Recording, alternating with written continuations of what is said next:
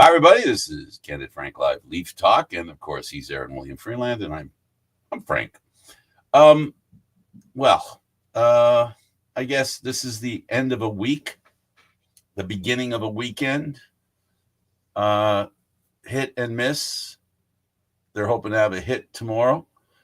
I don't know. What did you get a chance to watch the San Jose game? I watched a good portion of it. Unfortunately, I had to be up way early this morning for work, but I did catch the first and second periods and was left unimpressed. At the end of the day, pleasantly surprised by the end result-ish, but at the same time, probably could have been better. Yeah, they proved they have the talent to dominate at will. It's the at will part that seems to be in question. Well, they seem to be playing a rather interesting cycle. Since the start of February, since the start of March, after that 6-5 win against Pittsburgh, they lost 3 in a row against San Jose, Vegas, and Colorado. They won 1 against Utah, lost to Florida and Ottawa, then beat Calgary, Colorado, and the New York Rangers, lost to Nashville, demolished Philadelphia, and then followed that up with a rather surprising loss to San Jose in a shootout. It's up and down. It hasn't exactly been smooth sailing. They have managed to find themselves at 5-4-1 in the past 10 games. So I haven't been entirely disappointed by that, but it's this really annoying trend of playing just over Bettman 500 hockey that is not necessarily going to suit them well come the end of the season. Well, for me, a lot of people are saying, well, they got to finish first to get the best matchup. Well, there is no best matchup in hockey, in playoff hockey. There is no best matchup because underdogs regularly beat favorites. So being the favorite is not it's fool's gold, in my opinion. But what is important, more than finishing first for the Leafs, is to enter into the playoffs with a level of confidence in every department. Now, you've noted and wanted to talk about the success of the power play. Now, close one eye and forget about the shorthanded goal. The power play's not doing bad. No, I mean, all things considered, it's got to be taken as a positive. Despite losing to the worst team in the league, the power play was actually 500 last night. And when you look at the trend for them since January 1st, the Maple Leafs power play has been operating a 34.5% efficiency, second only to the Vegas Golden Knights, who are clicking along at 35.9 for the top spot in the NHL. The first month of the season, this is a stark contrast to the month of October, where they absolutely sucked on the power play. They're now finding open space. They're shooting on net. They're getting to the rebounds first. They've actually had the best power play in the league since the beginning of March. They've scored on 14 of their 32 chances for a 43.8% clip. Nylander and Matthews, with 4 and 5 goals respectively, make up nearly 2/3 of the Maple Leafs power play goals in March. Tavares has 3. Nyes and Yarncroke each have 1. There's a bit of a surprise for you. Matthews' 28th was a power play marker, and it's one of those reminders that you need to keep throwing everything possible that you can at net because good things are going to happen. Dying minutes of regulation too. Tavares scores with under a minute left. Nylander scores with 12 seconds left, with the net empty. That is one of those things where it finally looks like it's starting to click, but then, despite some absolutely stellar chances in the overtime period, they just seemed unable to finish, and that I think is becoming more of an issue as it finally rolls on here. It's difficult to salt away teams when you can't seem to pull the final trigger. Essentially, what you're describing, and what I'll finish describing, is whack-a-mole. You solve your power play. There's a shorthanded goal. Uh-oh, the 5-on-5 is not very good. Uh-oh, our defense isn't so good. Uh-oh, our goaltending isn't so good. So it's all a question of does the weakness come to bite you in the behind and cause you to lose? So at the end of the day, what it comes down to is, basically scales. And every part of the game, if it's all working, you can win almost assuredly. If not enough things are happening the way they should, you could assuredly lose. So it's that delicate balance that teams need to replicate, initiate, and execute to be able to be in a position where they'll win more games than they don't. In the case of the Leafs, the goaltending has been a problem as well, even though they're in first. Even though they're in first at this point by a point, the goaltending in that game, there were mistakes made, and they're more obvious than anything, I think, Aaron, because the two goaltenders, for the most part, especially at the beginning of the year, weren't making mistakes. And I'm going to say as well that the Leaf defense wasn't making mistakes. A perfect example is that beef that he cleared the puck, hit the player, went in his own net. But I'm of the mind that if the defense is doing its job, that player isn't alone on the goaltender. Yeah, and I think a lot of this also comes down, and I hate to say it because it's two words that we hate to use: load management, especially when it comes to goaltenders. I mean, you look at Joseph Woll; he's played 38 games this year. He started 37 of them. I don't think in his career he's ever started that many games in goal. And neither is Stolarz. This was predictable and identifiable back when these two goaltenders, it became clear they were the two guys that were going to carry this team through the season. Murray found himself, in the minors, the most experienced of the goaltenders they have. He's still on the Leafs, right? Yep, as far as I'm aware. He's down in the minors with Reeves. He's still on the Leafs, isn't he? Okay, that was sarcasm. So this is the thing about it's almost impossible to believe. And it is the expectation or an option with these two goaltenders that people seem to have, even the experts, is that let's ride the guy who's the hottest through the playoffs. Well, that's good to say, because it's basically saying let's play him well, let's play him until he stops playing real well, right? But what are the odds of a goaltender who has not played as many games as he's played so far, and it's still not the end of the season? Now we're going to expect him to play every other night. It's not back-to-back games, but boy, it's the next best thing to back-to-back games, right? At playing every other night. And the worst part of it all here is, Joseph Woll has a very nice 905. Anthony Stolarz has a really nice 917. The problem is there are two other options from there. Hildeby and Matt Murray are an 878 and 879 respectively, which is despite the fact that Dennis Hildeby was 3-3 and Matt Murray is 1-1, that's borderline unusable. And once you get to the playoffs, it's going to be even more difficult. I know the salary cap doesn't count for anything, but even if you look at what's down on the Marlies, the cupboards, unfortunately, are pretty bare because the Marlies are going to be starting their playoff run pretty shortly too. So guys like Petrozelli and Axiomov are not going to be available to them. And let's be honest here, Axiomov isn't ready for prime time. He's been great for the Marlies, but even then, he's still not going to be an adequate fourth or fifth choice. So it's an issue that they're definitely facing here. What you're stating is a simple, bona fide, high percentage fact. A low percentage fact for those you youngsters less than 70 or 65. There was a goaltender named Rogie Vachon who played for Montreal against the Leafs. and Punch Imlach called him a rookie goaltender, no experience. Well, that rookie goaltender carried Montreal to a Stanley Cup. That is the exception that makes the rule. But every so often, a goaltender can be exceptional with no history of exception.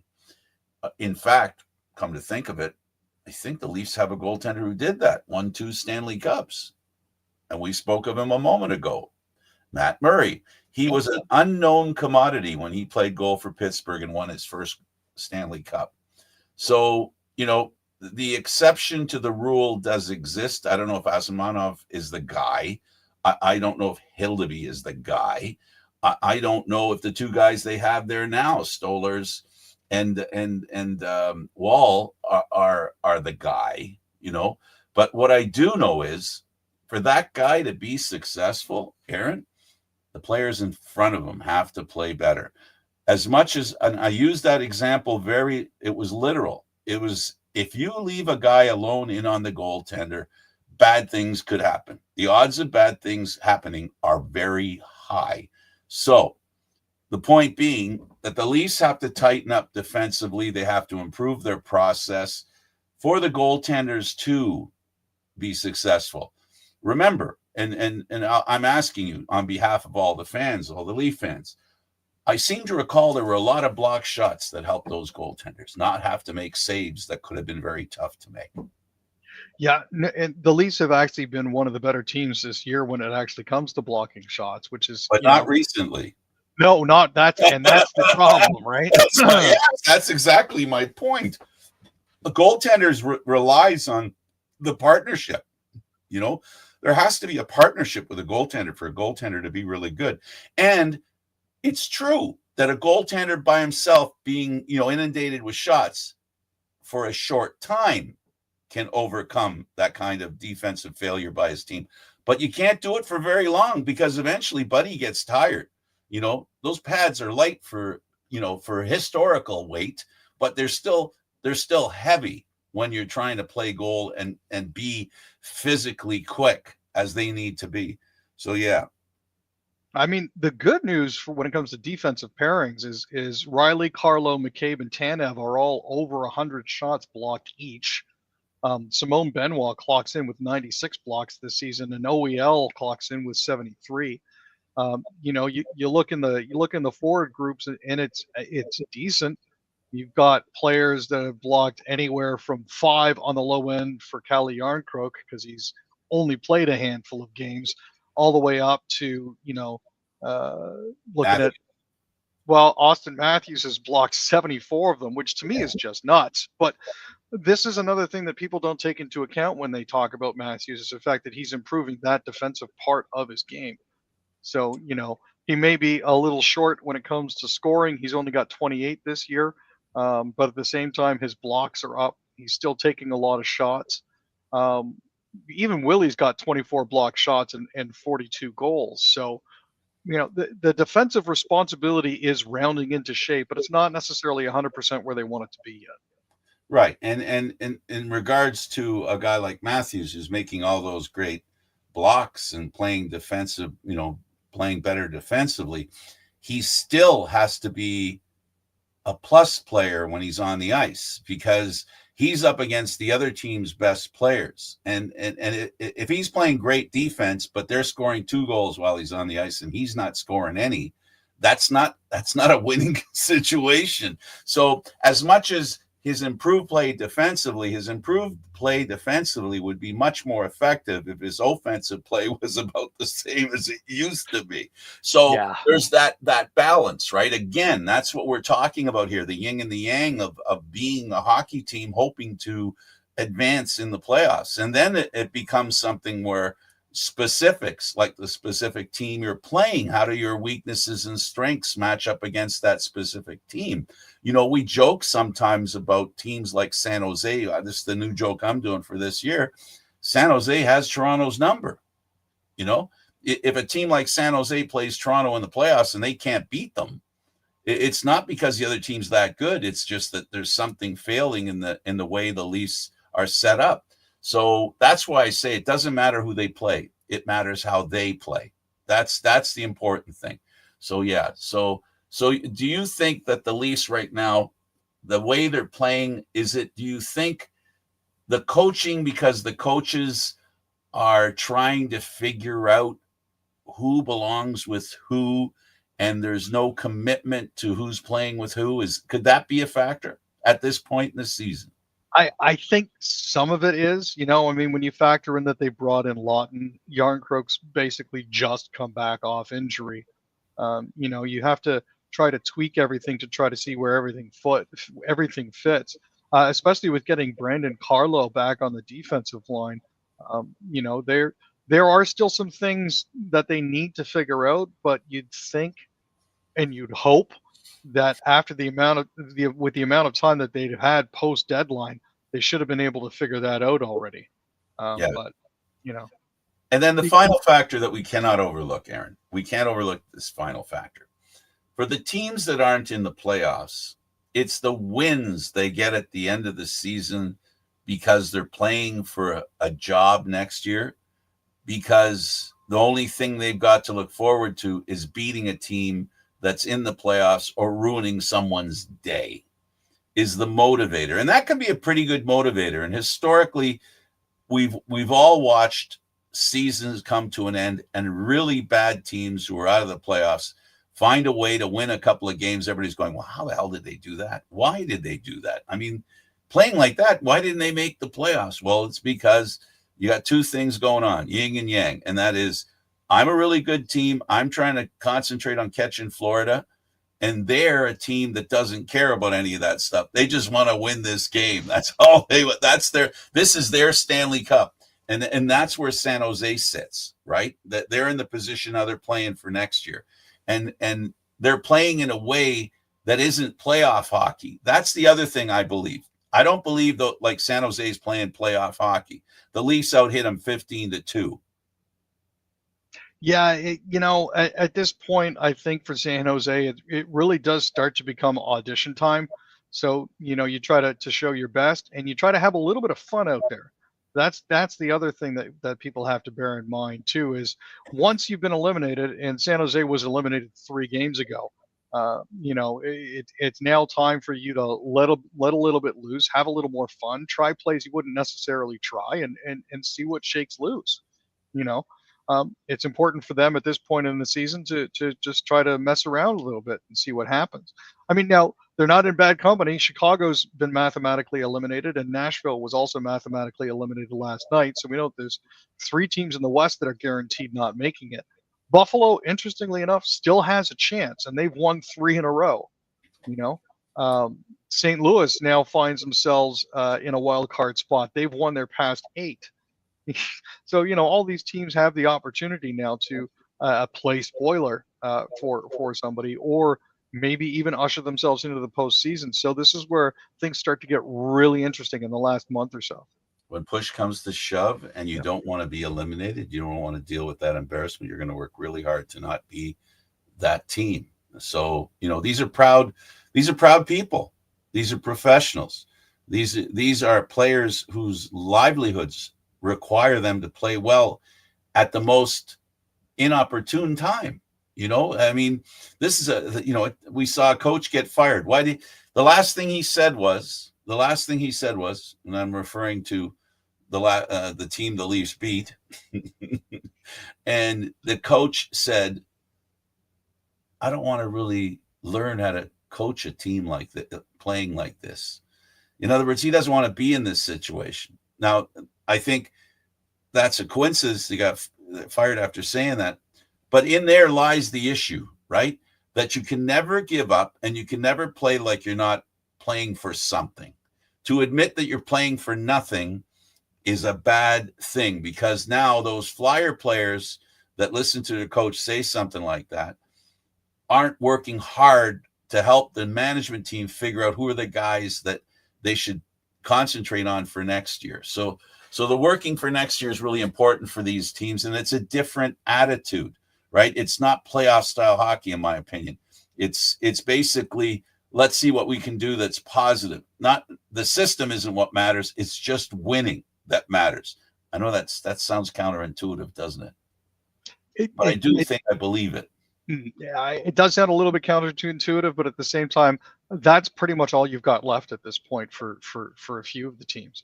I mean, a team like Buffalo with 68 points, 66 points, and Philadelphia with 67, just behind Pittsburgh with 69 and Boston with 69. Those guys, at this point here, bubble players are going to need to try to step up a little bit.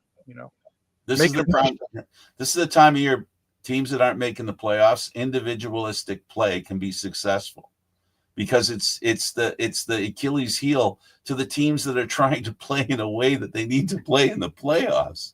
So it's kind of an Achilles heel to teams in that regard. Let's switch sports for a bit and let's go to the Jays. And Aaron, Tyler O'Neill, home run in 6 straight opening days. Yeah, unfortunately, he's not a Jay. No, I came against the Jays, unfortunately. Here's the interesting thing. So that's his 6th straight home run on opening day. No other player has homered on more than 4 consecutive opening days. This is his. He had a 3-run shot, sending the Orioles into a 5-0 lead at the top of the 3rd. Troy Hundley, Gary Carter, and Yogi Berra all hit 4 consecutive home runs on opening day. But the lead for that is jointly held by Adam Dunn, Ken Griffey Jr., and Frank Robinson with 8 apiece. Now, I mean, it's the first game of the season. They pantsed the Jays 12-2. O'Neill said, "Look, I understand what's going on. I'm just trying to go out there, have a good first at bat, and see what the game gives me. I'm just not trying to make too much of it, really." He signed a 3-year, $49.5 million contract to join Baltimore from the Bo Sox in the offseason. He finished 3 for 3 with 3 ribbies and 2 walks. So, he had a very, very decent game. The Jays, unfortunately, did not. I happened to tune in shortly after it was 5-0 in the 3rd, and basically said, well, this game isn't going anywhere fast. The Jays tried to make a game of it. I think they came back at one point to 5-2, but after that, that was pretty much it. Berrios, that was his 3rd straight opening day. I don't think he's won an opening day game yet. Nope. He's not been very lucky that way. And actually, he's been pretty bad in opening day contests. The Jays, they were 14-4, I think, in Grapefruit League play, something like that last time I looked. So proves the theory that 14-4 doesn't mean you win opening day. The question is that record translatable into the regular season? Well, that's the job of the Jays to replicate that. And let's see if they can be a winning franchise and challenge for a wild card at the very least, or a playoff position. Right now, not a very good start, but good news is there's 161 other games they had to play to decide how good they are, or allow us to see how good they are. So bad start for the Jays. Another piece of Jays news that I wanted to talk about is the hockey jersey thing has become very popular. They've done it. They did it last year, and I got one. It was a George Springer jersey. Now they're doing it a couple of times on Friday nights. They have a couple of jerseys, I think 2 or 3. So it's a popular move. And not only are they not going with the first 10 or 15,000, whatever it was last year, they're going with the first 45,000. So in other words, they're telling people everybody gets a jersey. I think you might be a little bit off on that. I think they're still doing the first 15. Okay. But they are actually doing a Toronto Argonauts themed jersey as well. That's on Wednesday, May 21st versus the Padres. It's going to be a George Springer Toronto Argonauts colored jersey. Oh my goodness. Yeah. So that's the one I have already. Is it a jersey or is it a hockey? It looks like a Toronto Argonauts football jersey. Oh, nice. Okay, So I didn't see that. But anyway, okay. Well, regardless, it's very popular. Those jerseys are very popular, and they're going to keep going on it. So we have the Raptors. Probably, I guess they played at least. They won and they scored the best percentage of points over an opponent, best lead that they've ever had. Win by, my goodness, 116-86, Aaron. This team is not making first overall pick a real easy thing. No, and here's the thing: it was a battle between two tanking teams, and the Raptors on the road at Barclays Center just basically ran it up. Brooklyn played without Cam Johnson and Day'Ron Sharp. They've suffered their fifth straight loss and have fallen to 23-50 this season. The Raptors entered the night with 47 losses after having dropped 4 of their last 5. They led by as much as 32, turned 20 Brooklyn turnovers into 30 points, and dominated in the paint 58-46. They put on a clinic.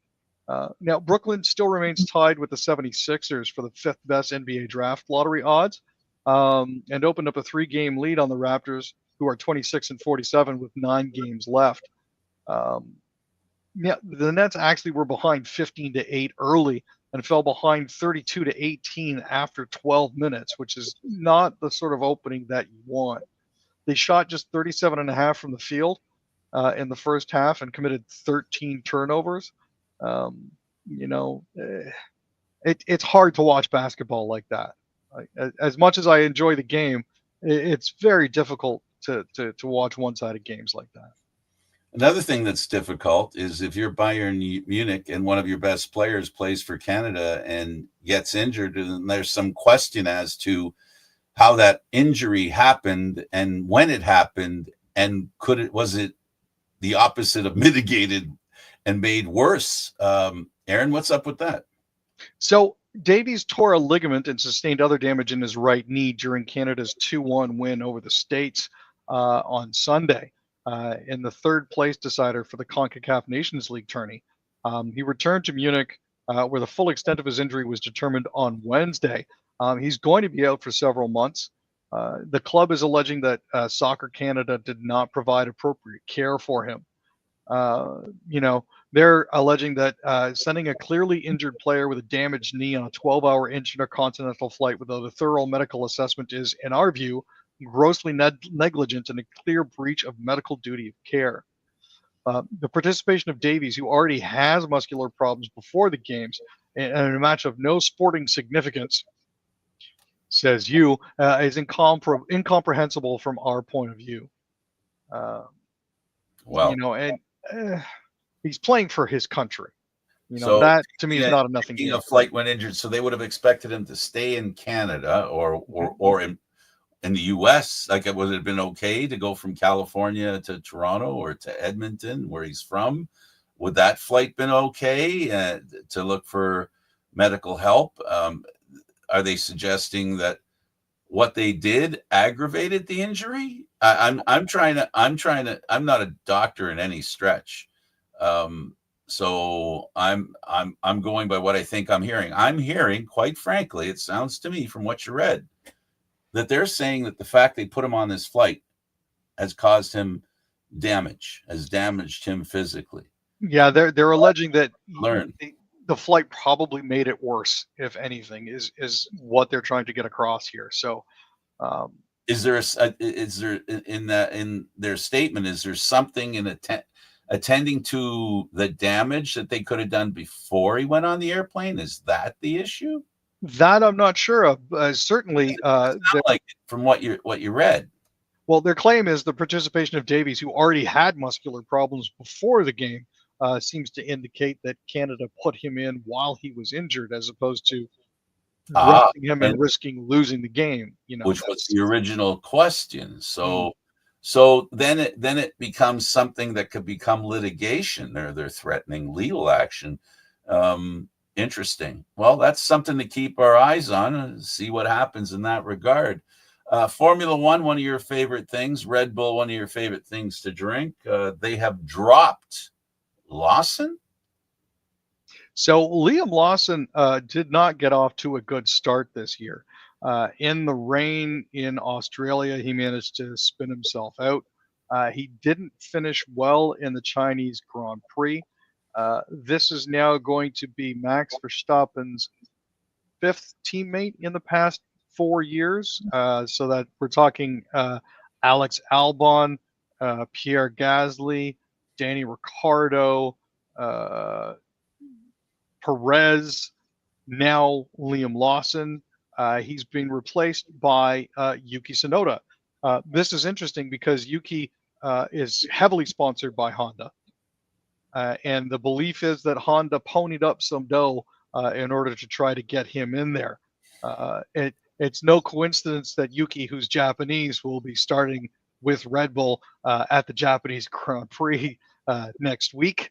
The issue that they're having here, though, is Red Bull has a tendency to build cars for Max and not for other drivers. They've been repeatedly told that the car is no good for other drivers, and even Max has said that the car for some other drivers that they tried to bring in is borderline undrivable, but Red Bull has continued to trot out the same tricks for it. Lawson said it was a tricky car to drive and had a very small window for the setup to be competitive. This echoes comments from Sergio Perez last year that the car became increasingly difficult to handle as Red Bull's development work lead towards Verstappen's driving style. So, Liam Lawson's going back to Racing Bulls, which is the sister team to Red Bull, to get a little more seasoning alongside Isaac Hadjar. So we'll see if he can get some of his self-confidence back and maybe make it back with the big team. I'm hoping Yuki doesn't fall on his face here. That's the other really important thing for Yuki as well, is Red Bull doesn't just absolutely throw him to the wolves. So we'll see what happens in the next week or so. All right, let's get to our fellow Canadian teams, Canadian cities. Let's start with the Habs. Mishkov leads the Flyers past the Habs 6-4 in first game after Tort's firing. So I'm not sure if this is the expected coaching bump that a lot of teams get. Bradshaw is currently serving as the interim coach. Philadelphia managed to end their 6-game losing streak, and Montreal is now on a four-game losing streak. Mishkov opened the scoring at 1:55 of the first, assisted on the first of Sean Couturier's 2 goals, and added his 22nd goal in the third. Nicolas Deslauriers and Tyson Forster also scored, and Samuel Urson made 26 saves. Newhook, Caulfield, Laine, and Dvorak scored for Montreal, and Jacobs Dobas got 24 shots. Montreal is actually, despite losing 4, still in the second wildcard spot in the Eastern Conference. Side note here, Philadelphia had lost 11 of its past 12 games under Tortorella. So, the Canadians are in Ottawa to play the other wildcard team tonight, and the Flyers host Buffalo on Saturday. So more battles of the basement and wildcard battles to keep an eye on this weekend. Absolutely. Let's talk about the Sens, and they close out their road trip with a win over the Red Wings. Yeah, so this is something that helped extend their lead and keep getting an even tighter grip on the first wildcard spot in the East. They had a 4-3 win over Detroit at Little Caesars. Michael Amadio, David Perron, Tim Stutzla, and Thomas Chabot did the scoring. Linus Ullmark was good early and had to make a few really necessary stops late in the third, as the Senators really basically hung on for dear life because Detroit just refused to go quietly. Alex DeBrincat hit the goalpost in the last few seconds of the game. Ullmark was saying it's hard to play a full 60. There's going to be some ups and downs. Detroit's a good team and they're desperate, but we responded and we got the 2 points. Vladimir Tarasenko pulled Detroit to within 1 with 4:30 left in the game, and it was all hands on deck from there. Coach Green shifted things around. He put Kachuk with Pinto and Grieg, while Stutzla was between Giroux and Fabian Zetterlund. The only line in the top 9 that remained intact was Cousins, Perron, and Batherson. So, they played with a little more urgency. Detroit is unfortunately almost out of it at this point, so I'm not sure what they can do to try to recover. But good luck to them.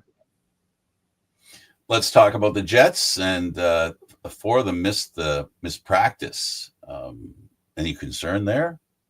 For those of you who follow the Jets, it was Connor Morrissey, Shen, and Rasmus Kapari who were all absent from the Wings Jets practice today for various reasons. But Scott Arniel said, it's not actually a big deal that they missed. The Jets last played on Tuesday when they beat the Caps 3-2 in OT and won't return to action until tonight against the Devils. Arniel indicated that Morrissey didn't participate for maintenance reasons. Kapari also did not practice for maintenance as he recently returned from suffering a concussion. Connor was welcoming the birth of his first child, who, Jets fans were relieved to hear that. And Shen took advantage of the extra day off to visit his family back in Nashville. He's been moving around teams for a little while now, so a chance for him to touch base was a welcome reprieve. Excellent. Let's talk about the Flames. Even though they lost, there's a lot of noise coming out of Calgary that they think they can still do it. Yeah, with 11 games left in the season and being currently only 6 points out of a wild card spot behind St. Louis, there is still hope that they can make it. Losing 5-2 to Dallas didn't help. The Flames actually had over 106 shot attempts and produced more high danger chances and had 2 goals disallowed. So, at the end of the day, had those goals stood, it would have been a lot closer. Casey DeSmith's 46 saves and 32 blocked shots by Dallas contained Calgary's barrage. The Flames were looking for a season-high 5th straight win, but unfortunately, there was a first-period goal that was overturned by league review and another in the second period on a coach's challenge for goalie interference. Again, what is goalie interference? Nobody knows. So, Kadri scored 16 seconds into the third period to get the Saddle Dome excited about another potential rally. But unfortunately, Dallas converted a turnover into a Mikko Rantanen backbreaking goal off the rush. Yeah, now St. Louis is basically 6 points ahead of Calgary. But those 6 points can be erased with the 3 extra games that Calgary has to play. So, not that that's a great thing, because winning when you need to is only a desire, not a guarantee. So having not played those 3 games, they get a chance to play them and see what kind of space they can erode. And they're along with Vancouver, I'm seeing here, who have played 1 more game than Calgary and are 1 point ahead. So there's still a chance for Calgary and Vancouver to get there.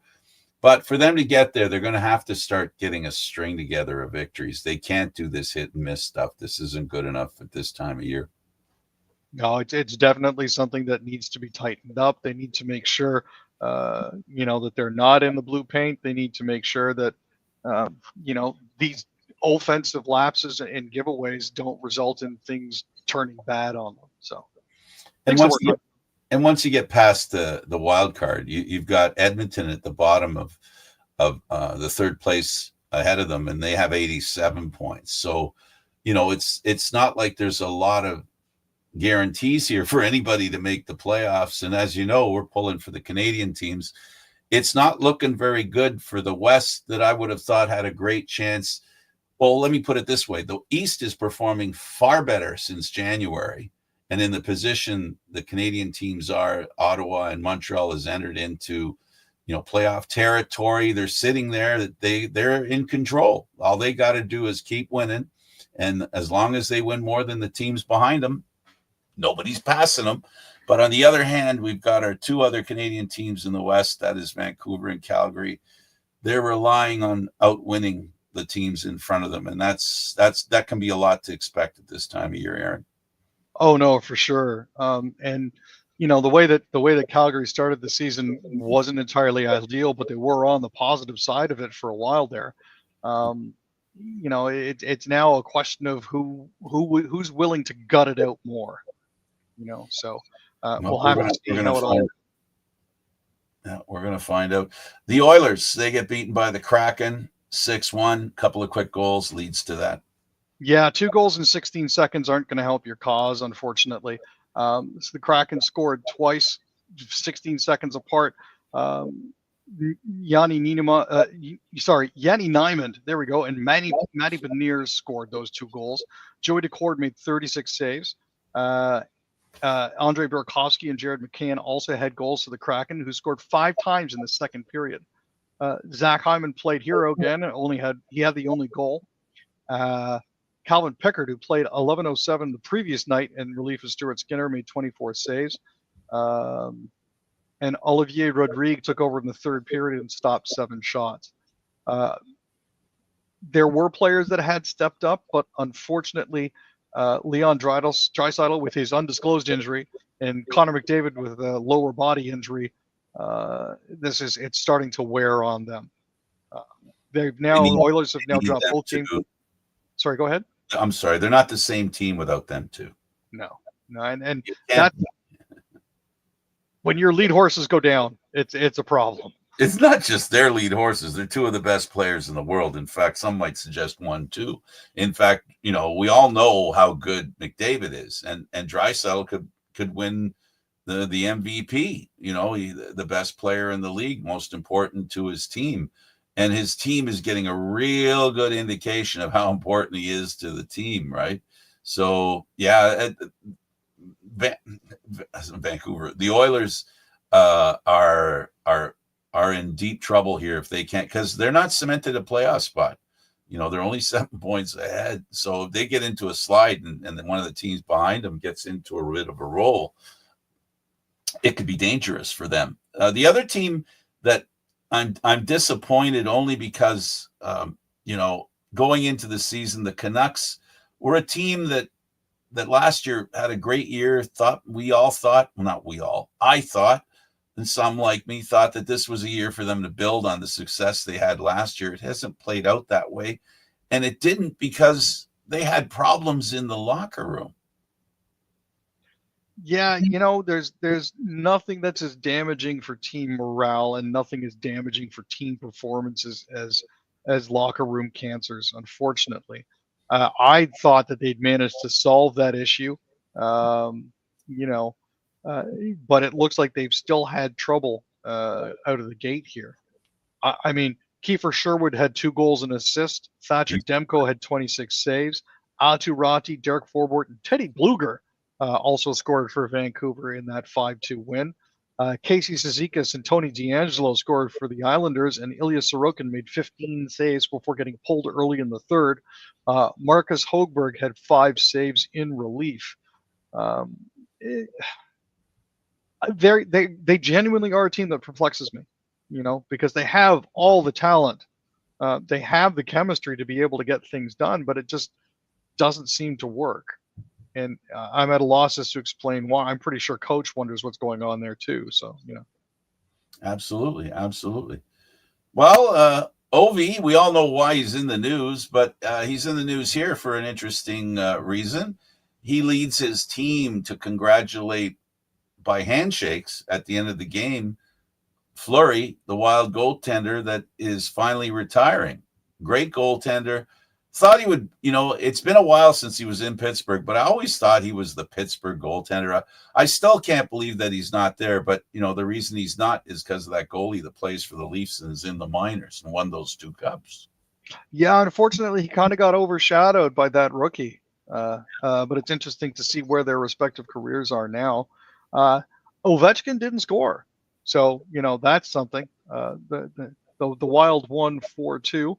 Ovechkin is still stuck at 889 career goals, 6 away from breaking Wayne Gretzky's all-time record. But you could see him after the game trying to get all the guys who had gone to the locker room to come back out onto the ice in order to shake his hand. He hustled over towards the tunnel behind the bench after the horn sounded and made sure all the Caps came back onto the ice to shake Fleury's hand. Ovi was actually the first to greet Fleury at mid-ice as they shared a hug and a laugh together. Fleury, 21 seasons in the NHL, man. That guy has put in the work, and Ovechkin mentioned to the team in the morning that it would be the last matchup against Fleury. So he's had so many battles. At this point, it seemed the perfect thing to do and the best gesture you could possibly give him to see him off. Yeah, no, it's a class act. That was a class act to pull. And Fleury has been, and I think a lot of players have kind of the Fleury story was, basically losing his job to a rookie. And then you can't tell me that every NHL player doesn't have that particular fear, that some young guy's going to come in, basically play some good hockey and you're out. That's a fear that every NHL player has. Fleury did it as a Stanley Cup champion. what have you done for me lately? In big bold letters, is something that's a fear that every player has, and every person who has a job, right? So it's nice that Ovechkin has shown that kind of respect for Fleury, and it'll stand him in good stead, and it'll make people a little more eager to do the same for Ovechkin when his time comes. Yeah, and you know what? Ovi's certainly put in the time as well in his career, and he's managed to get himself a cup out of it too. So, as a future Hall of Famer, I think him closing out at least this season with some semblance of class bodes well for him going forward. All right, so the Sabres are his next opponent, and he needs 6, right? Yeah. So then we've got the Bruins, then the Carolina Hurricanes, then the Chicago Blackhawks, then the New York Islanders, and then the Carolina Panthers again. That would make 6 games, on average of a goal per game. Over under, Carolina game, doing it? Realistically, honestly, I'd like to see him close it out sooner rather than later. Last week we were hoping it would be Boston, but for it to be Boston, he has to get 2 hat tricks. Yeah, and that's a risky proposition at best. Yeah. I would like to see him close it out potentially on Friday against the Blackhawks. That's very possible. We're talking 6 goals in 4 games. Worst comes to worst, 6 goals in 7 games potentially on the 12th against Columbus. That could be interesting. Yeah, well, the Islanders, I'm looking at these teams. Bruins will be playing with a lot of pride. Not that teams don't, but they're a team that's, they're fighting for a playoff spot, sort of, right? But they've got one foot in that team that their Stanley Cup is winning hockey games and making the team for next year that we talked about earlier. That's where Boston is. And I guess, the challenge for them would be to hold off Ovechkin. If that's what they're concentrating on and the win isn't as important as keeping them off the score sheet, that's a team that could do that, just like Chicago, right? So you've got 2 Carolina games. Those would be interesting. They're division rivals, as the Islanders are. The Islanders would be the 5th game. It's quite possible he could do it with the Islanders in that Islander game. It's quite possible. No, it's very possible he does it by the 6th. But it's looking pretty safe that he's going to do it before the end of the year. Oh, more than likely. Unless the unthinkable happens, and I don't want to speak that into existence. You know what I mean? Yeah, no. You mean knock on wood, he doesn't get hurt. Exactly. And you know what? At the end of the day, he always has the choice. Because, the Washington Capitals have clinched a spot. They're not going anywhere. They've got 103 points. It's unlikely that Carolina catches them. If he breaks the record, he could potentially take the rest of the season off. Or at least a few games. Yeah, here and there. Yeah, well, I think it's a safe bet that he'll do it before the end of the year. 6 goals in 10 games. That's more than a 50-goal pace. Yeah, no, that's very true. But again, if anybody can do it, it's probably going to be him because he's one of the best natural goal scorers out there. So this is one of the exciting things that we have to talk about when it comes to the NHL at a time when we're all concerned about points, not goals, as far as teams are concerned. Aaron, I wanted to, we don't do much politics, and I know how much you love talking politics, but we got a couple of minutes here, and I just wanted to run something by you. Did you see the story where there were surveys done in Canada and the US where they were asked, would you like to join the other country? And you saw it, right? I believe I did. If it's the one that you're referring to, I'm pretty sure I saw it. I believe I might have the numbers wrong, but I think I do because it was easy to remember. Twice as many that were willing to move to Canada, half as many were willing to move to the U.S. from Canada. It was 20% of Americans asked would like their states to join Canada, 10% of Canadians. Does that surprise you? You know what? Not particularly. As far as I'm concerned, Canada is one of those places where a lot of people do want to come to, and I can't say that I blame them for that. Certain disenfranchised minority groups and at-risk groups in the States would probably be served better if they did come to Canada. But, again, these are just polls. Until the immigration numbers start to show it, I'm going to grain of salt it. But I think the most obvious thing to reap from that survey is that I don't know, but I think a lot of this insanity that's going on in the U.S., all this tumultuous decision making, this insanity of I won't even say about normalcy leaving. I'll just say that the panic is causing Americans to go, you know what? From what I see, Canada doesn't say much. They don't do much. They just live. Like they don't know the detail of being Canadian, that there are some complications living in Canada, but this is, and for us, the Canadians, we know everything about America. So the fact that 10% Canadians, it worries me, because knowing what's going on in the U.S. and 10% Canadians are willing to join the U.S. I find that concerning. But I guess it's fair to say as well is it's that same mentality that the impression of making big change is what they want. I just don't think people realize what the change actually looks like. And I think the Americans are finding out. They're finding out that what's actually going on is what they didn't think would be happening. Everything that's going on here is predictable, but for some, unbelievable. Yeah, but when you vote for the face-eating leopards party, eventually those leopards are going to start eating faces, and yeah. I don't think they particularly care who they bite. Well, for me, they are, by definition, they are the Communist Republican Party of America. And by communist, I mean, if one really understands what communism, the intent of communism was populist. It was populist. It was, we're all working together. We're all going to be against the man, against that, whatever that is, right? For all of us to benefit together. But what happened with communism, and it's very similar to what's going on with the Republican Party, is you begin to realize that the group of people who benefit is shrinking, which is what's wrong with communism. Communism starts out by saying we're all in this together. Well, except for you.